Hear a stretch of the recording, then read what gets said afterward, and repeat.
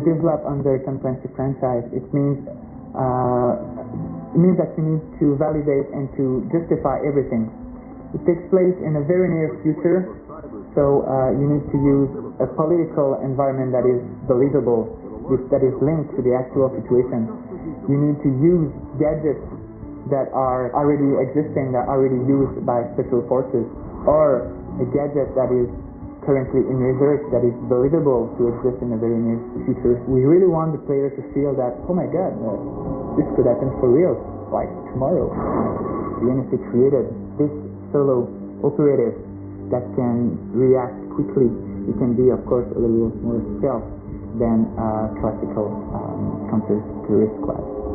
When Splinter is on the field, he receives order from U.S. government, and he doesn't care about international treaties or any political agreement.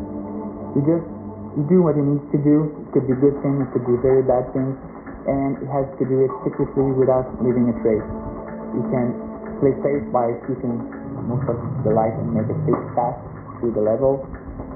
He can also decide to shoot a little more on the enemy, or you can also decide to use the environment to create distractions and sneak behind the guards. If he fails and is detected, U.S. government will instantly deny his involvement in this mission. It's all about mixing those features together that would provide either interesting gameplays or interesting graphic results.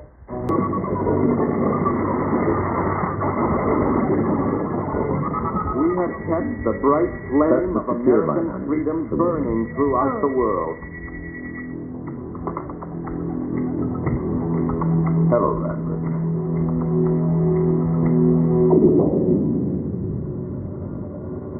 As far as the research that went into coming up with Sam's concept and look, we looking at the script. The script was describing Sam as a seasoned veteran, really like a career soldier, basically, and all the background that was described in the script was the fact that he was an ex-CIA operative, also an ex-Navy SEAL team member.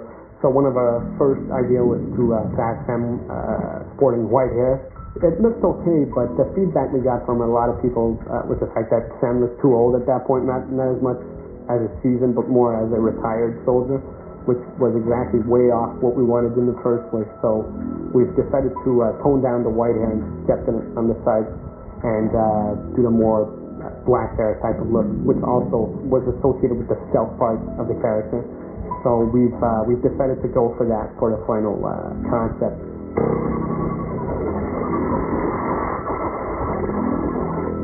Almost the same thing Sam uses, but a more advanced prototype. I get what the ordinary people get.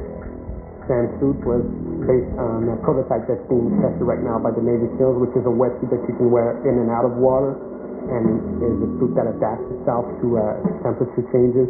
We thought it would just fit the character, basically, since our game is based on a near future type setting. If you look at Sam's vest and all his pouches and equipment, it's all stuff that's lightweight, compact. Since Sam is a solo operative, we've decided to keep those elements in there, give him as much cargo space as possible, but at the same time without all that cargo being too cumbersome for the player. So this is something we've kept throughout the design.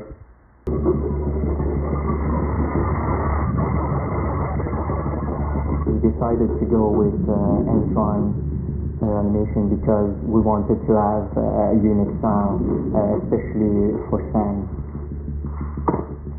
Sometimes we would use video footage of ourselves acting a motion, movement, and use it as a reference for key poses and timing.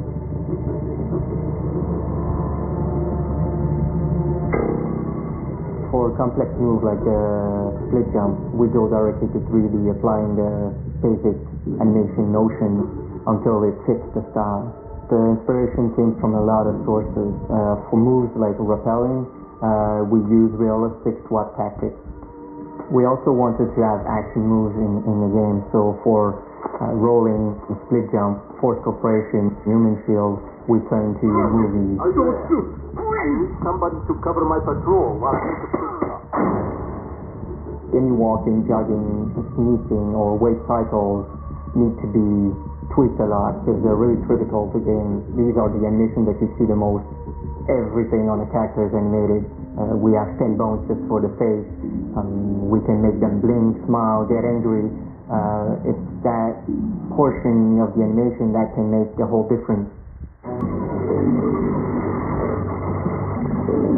Sam's goggle became an important part of his appearance because we wanted to come up with a design that would make that character recognizable to the player as much as Batman is recognizable to a lot of people. Just his face silhouette with the pointy ears. We wanted to have something that would have the same effect. So the silhouette with the 3 dots, which are actually lights emanating from the night vision. I think just that fact alone makes Sam recognizable to a lot of people, and since our game is based on blood and stealth, you see that repeatedly in the game. You just see Sam coming out of the shadows with the 3 dots. So this is why the goggles are such an important part of his suit.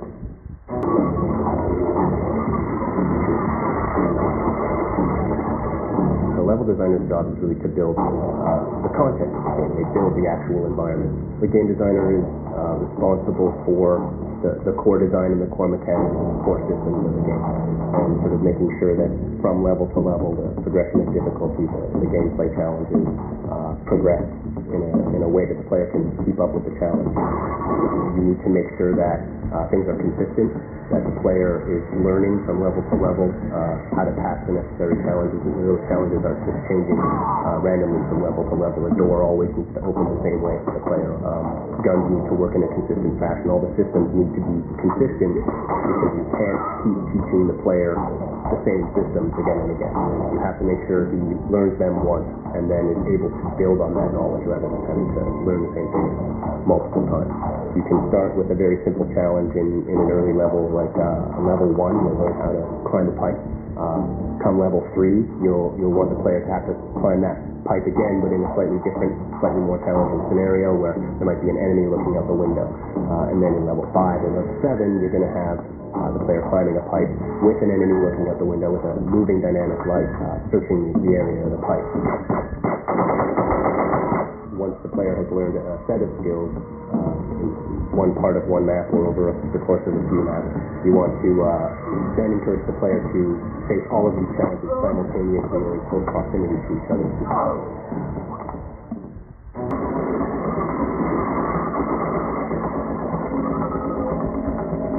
The first step in level design creation is to have the artist create a huge bank of models. We wanted to have as many objects as possible before even thinking of about how the map would look. Then we created each map based on what's written in the scenario. We wanted to have a very clear idea of the environment and what the gameplay would be before going on to the 3D stuff. Generally, the atmosphere we wanted to create in each map was danger. The objective of great level design isn't to make maps that would confuse the player like a maze. Instead, we wanted to make the players feel powerful. That means giving them a cool character to play with and the right weapons to use, but also giving them the right environment to be part of. Unlike other games, in Splinter, we wanted the shadows to be a safe territory for the player and bright areas to be the dangerous territory. With smaller environments, we could make the gameplay much more intense, put the player much closer to the enemy, and it lets sensors interact with the light and shadow much more effectively. The idea was to make a fully interactive environment, make it possible to see a computer with story cam to stuff in enemy. But much more importantly, to choose outlights. Shooting lights allow for different gameplay experience depending on basically how you play. That was the ultimate goal, and we made it happen.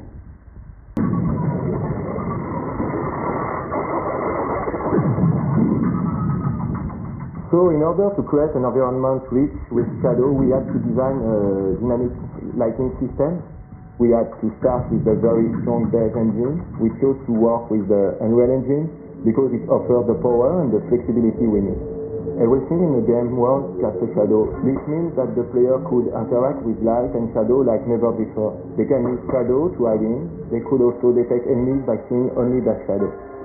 We realized that Splinter Cell had a lot of unique elements, but we wanted to attract players on the game on a visual basis. We had to get them to pick up the game first before they could discover all the other features. So we add some visual touches like the soft physics system, which use what we call soft body. Soft body are anything in the environment that isn't solid, like curtains and flags. This was the unique visual that we need to differentiate Splinter Cell from the other games.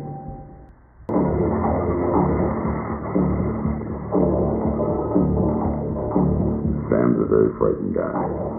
You know, that's why you sort of watch him and does stuff like, "Hi, I'm gonna kill you." Because if you're a happy guy, you may go, "Hi, I'm gonna kill you." Here we go. Fisher interrogates enemy soldiers who others have no information, but he just interrogates them for the hell of it. "Stay quiet. You don't want your life to end in the boys' room. I want you to answer some questions." "Stay quiet. You don't want your life to end in the boys' room. I want you to answer some questions." When I'm breaking down a character, I usually try and find 6 to 8 levels emotional. If they're violent characters, I base them on fear. You know, there's only really 2 disciplines in the universe: love and fear. Why are you here? Why is the Russian military here? Why is the Russian military here? Now, it's very hard to do something in an artificial environment and make it real. Who do you work for? And I thought I'd like to try it to see if I could fit in, because I'm more of a reactor. Hey, smile, try and blink. Stay cheap. Thank you. Given the limitations of the dialogue, given the limitations of the responses and the choices in the game, put character and personality into that. I think I succeeded. Let me do this last one. Bob's your uncle.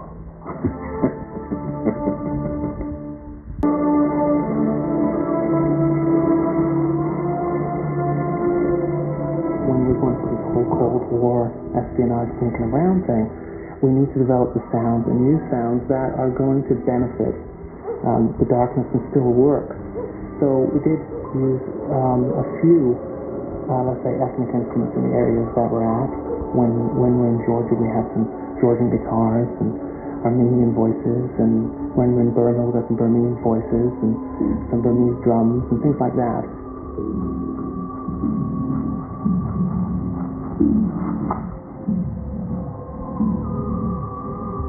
The actual technical side of writing music for video games is a whole different breed than any other field of music. And I think it's really, the constraints are larger. I mean, smaller constraints, they tie you in a little better, but it forces you to be more creative.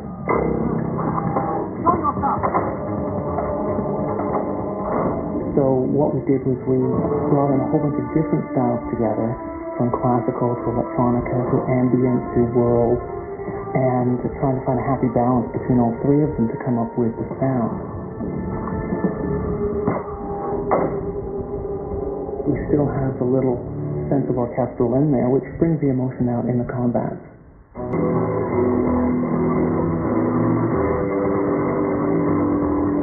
The openness of the gameplay has a tendency to trigger multiple events. The fact that you can pursue your investigation as the character, you can quickly run into trouble there where you set off alarms, you're in the middle of a conversation with Lambert, you're being attacked by guards, and you're trying to hide and you've got your magic goggles on. The fact that all of those things could happen at the same time makes this quite a complex experience. Making the sounds for a video game is very similar to the way you make sounds for a movie. I think that probably the most important thing is to be able to have full imagination. That's to say, be able to imagine in your head how it should sound, and then be able to produce those sounds. Making Sam Fisher truly sympathetic, because at some levels he's a ninja guy who's highly trained and very cool, calm and collected. At the same time, you want to have a connection with him as a human being who's facing danger. So actually giving him an oral signature that made you really feel that you were that person as a player. I provide as much context as I can for the people who are producing the resources, giving them as much information as I can about what's going on in the game, where this sound will play. We don't recycle sound. Our sound effects are created from the bottom up. When we have a gun sound, we record a gun, and that attention to detail with all of the sounds and making them be truly unique for this game.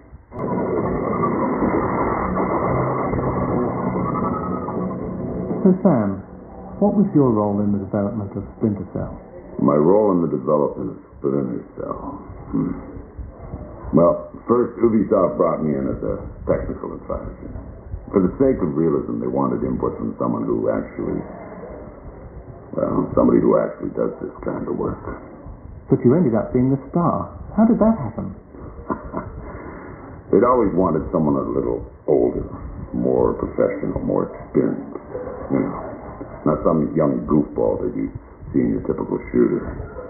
I think Martin Kayo was the one who decided to actually make me the character, instead of somebody who was based on me. And how did you find working with the rest of the team? I've had the good fortune in my life to work with a lot of really talented and professional people.